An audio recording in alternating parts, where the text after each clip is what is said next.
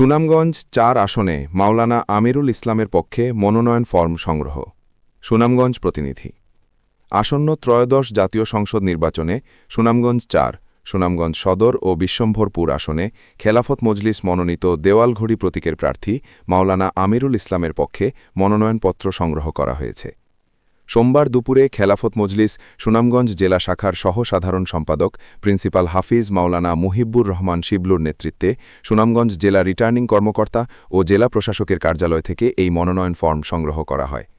এই সময় উপস্থিত ছিলেন বিশিষ্ট সালিশ ব্যক্তিত্ব ডাক্তার আবুল খায়ের, খেলাফত মজলিস সুনামগঞ্জ জেলা শাখার হফিজ সম্পাদক ও পৌর শাখার সভাপতি মাওলানা আলী খান, সহসভাপতি মাওলানা হাবিবুর রহমান,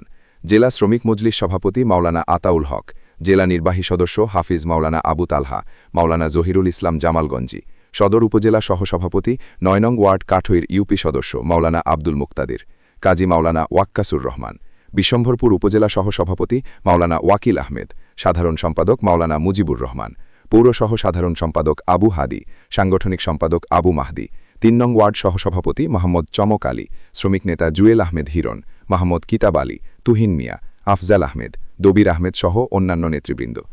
নেতৃবৃন্দরা বলেন, আগামীর ইনসাফের ন্যায়ভিত্তিক একটি ইসলামিক সরকার গঠনের লক্ষ্যে ৮টি ইসলামিক দল জোটগতভাবে আগামী ত্রয়োদশ জাতীয় সংসদ নির্বাচন করার লক্ষ্যে ঐক্যমতে পৌঁছেছে। তাই সুনামগঞ্জের ৫টি আসনে ৮ দলীয় জোটের প্রার্থীকে বিজয়ী করতে জেলার সর্বস্তরের ভোটারদের প্রতি আহ্বান জানান।